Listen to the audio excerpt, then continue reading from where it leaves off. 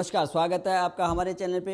हम बात करते हैं बॉलीवुड की। बॉलीवुड में जिस तरह से सुशांत सिंह राजपूत और दिशा सालियान की मर्डर मिस्ट्री के बाद जब एक के बाद एक तथ्य सामने आए तो उसमें पूरा का पूरा जो ड्रग्स का जो है कारोबार सामने आया। और उसमें सबसे बड़ी बात है कि महाराष्ट्र सरकार, उद्धव ठाकरे सरकार ने किस तरह से इस जांच को भटकाने के लिए जो पूरी की पूरा प्रयत्न किया। और रिया चक्रवर्ती जो कि मुख्य अक्यूज थी इस मर्डर मिस्ट्री में, जो कि सुशांत सिंह राजपूत की जो है गर्लफ्रेंड भी थी, किस तरह से जो है ये उद्धव ठाकरे सरकार उसको बचाने के लिए उसके प्रवक्ता के रूप में आई, किस तरह से ये पुलिस का दुरुपयोग किया, किस तरह से जो है राज्य की जो है जांच एजेंसियों का दुरुपयोग हुआ। और इसमें तब केंद्र को जो है जो केंद्रीय एजेंसियां हैं वो वहाँ पे निष्पक्ष जांच कर रही है, जिसमें सीबीआई, एनसीबी और ईडी जांच कर रही है। तो अब एक से एक तथ्य जो है सामने आ रहे हैं। लेकिन जिस तरह से जो है जांच बीच में धीमी हो गई थी, लोगों को लग रहा था कि ये जांच दब रही है, लेकिन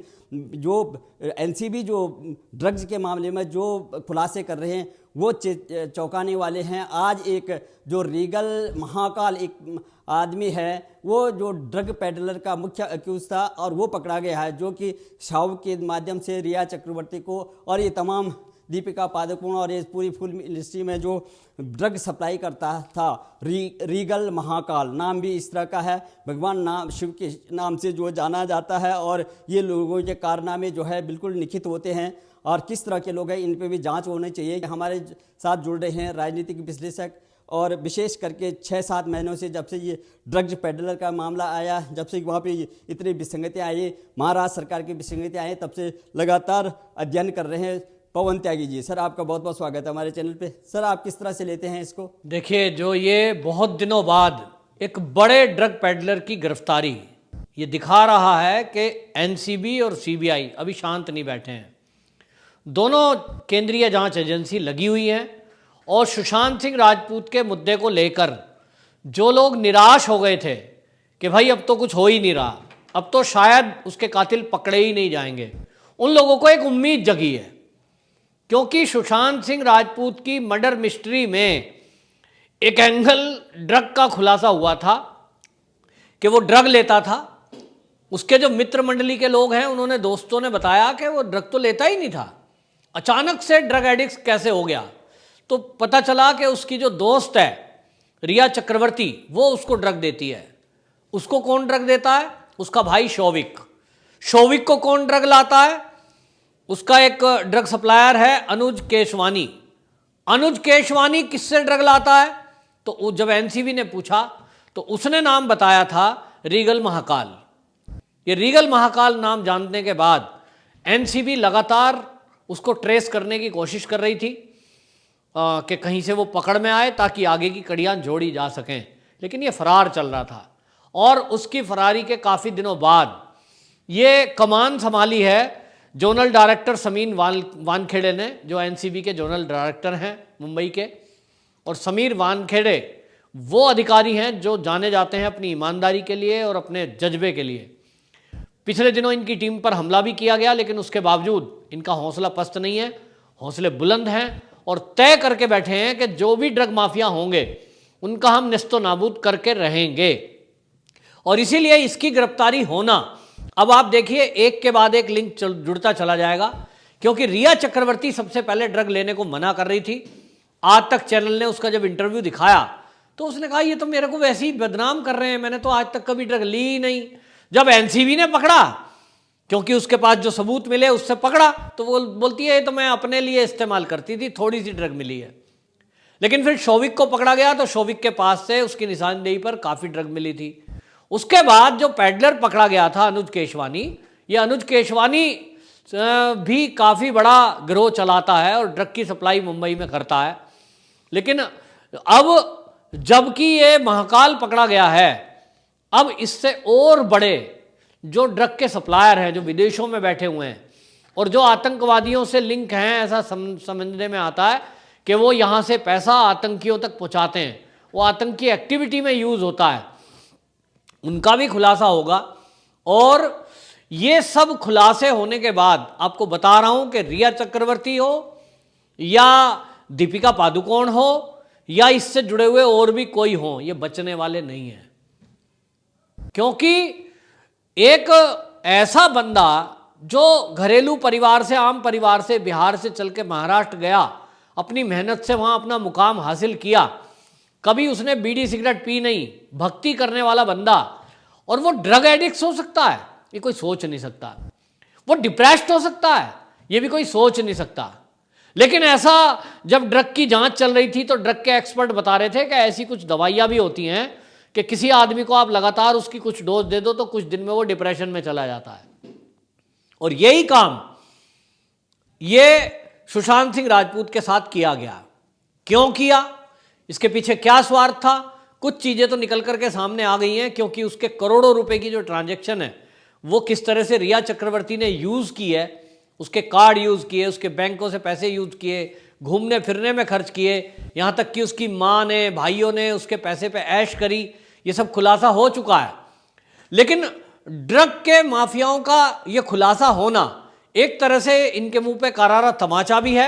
और सीबीआई की जांच में जो लोग ये सोच रहे थे कि कुछ खुल के नहीं आ रहा है, क्योंकि सीबीआई ने पहले भी कहा कि देखिए एविडेंस के ऊपर सारा केस चलता है, और मुंबई की जो पुलिस है उसने काफ़ी सबूत मिटा दिए हैं, और मिटने के बाद जो कुछ चीज़ें बची थी उसको एम्स में भेजा गया था। एम्स से भी कोई रिपोर्ट अच्छी नहीं आई थी, संतोषजनक ऐसी रिपोर्ट नहीं थी जो कि सामने भी आई थी कि उसमें कहीं आत्महत्या का एंगल या हत्या का एंगल कोई ऐसा हो। उन्होंने कहा जी देखने में ऐसा लगता है, जांच में फॉरेंसिक हेड ने कहा था एम्स के कि इसमें तो लगता है कि भाई हत्या का कोई एंगल नहीं है, इस तरह से कुछ बातें आई थी। तो लोगों को निराशा हो गई कि आखिरकार इस केस में होगा क्या, अब तो कुछ होगा ही नहीं। उसके बाद जो ये रीगल महाकाल पकड़ा गया, अब ये समझ में आ रहा है कि रीगल महाकाल के पकड़ने के बाद ये पता चलेगा कि कौन कौन ऐसे ड्रग पैडलर हैं जिनको इसने ड्रग सप्लाई की है, कौन कौन ऐसे बॉलीवुड के और लोग हैं जो जुड़े रहे ड्रग पार्टी में। अभी तक तो सबूत ना होने के कारण उन्होंने मना कर दिया कि साहब हम तो थे ही नहीं, हम तो जो है जी वो दीपिका पादुकोण कह रही थी हम तो आइसक्रीम की बात कर रहे थे चैटिंग में।